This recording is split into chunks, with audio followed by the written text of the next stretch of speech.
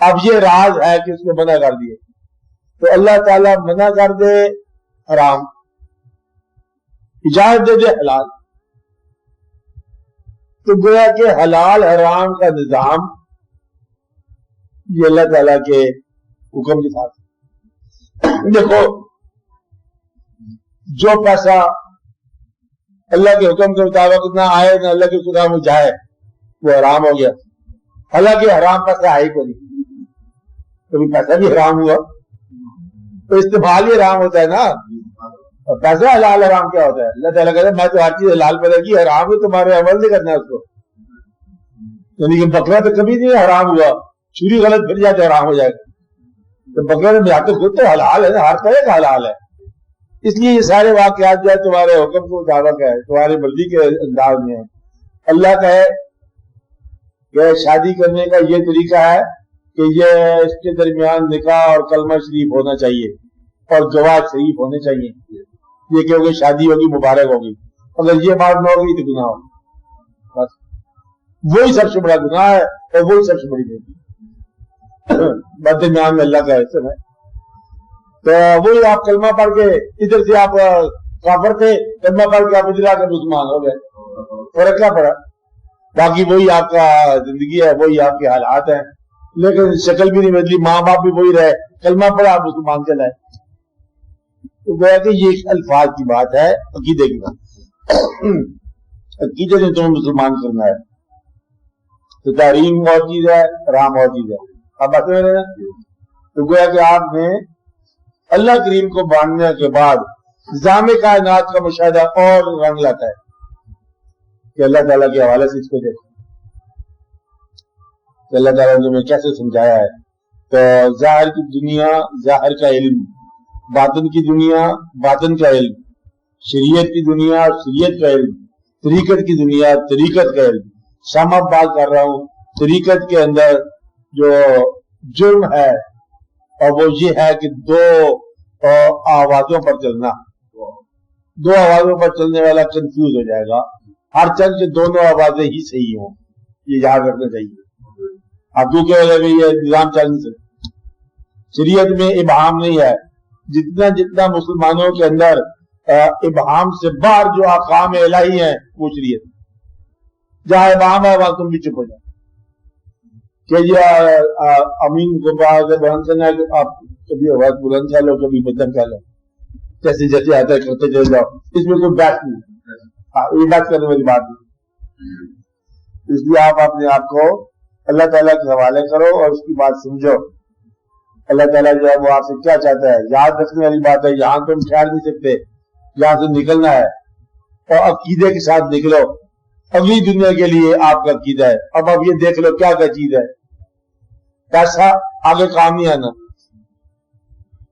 کیونکہ اس سے کاروبار بند ہو جائے گا، وجود ہے نہیں آگے اس انداز کا، لہٰذا پیسے کی ساری بات نہیں، بہت ساری باتیں کام نہیں آنی. اللہ تعالیٰ نے کہا کہ آئندہ تمہاری جو زندگی ہے اس کے لیے تم نے یہاں سے کیا لے کے جانا؟ عمل، جو عمل کر کے جا رہے ہو.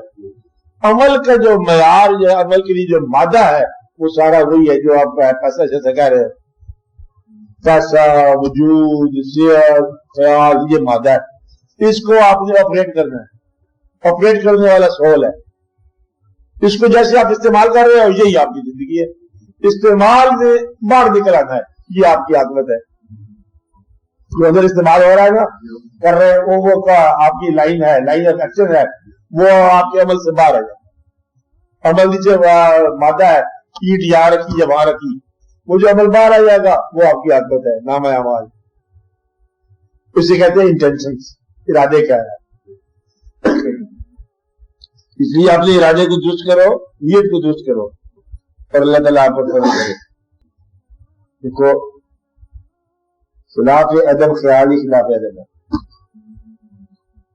بس اگر آپ چلتے پھرتے آپ کی حاضری میں ہو تو چلتے پھرتے درود مناسب.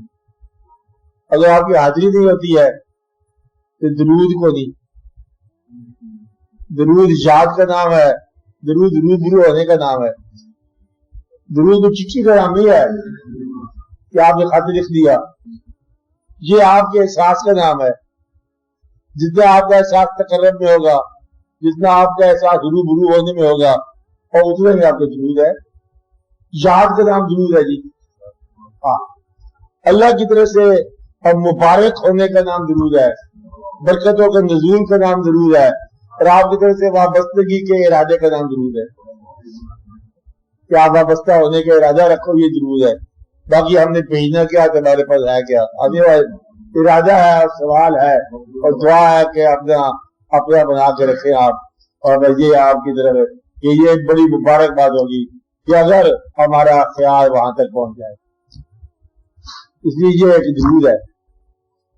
اس لیے آپ تقرب کا احساس چلتے پھرتے بیٹھتے ہوئے لوگ کو کہیے جائے.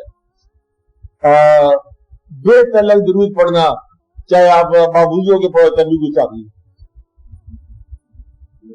بے تعلق کے پڑھنا تو درود آئے گا نہیں. اور تعلق میں خیال جو ہے یہی درود ہے. تعلق درود کے قصے ہیں نا، بڑی قسمیں ہیں.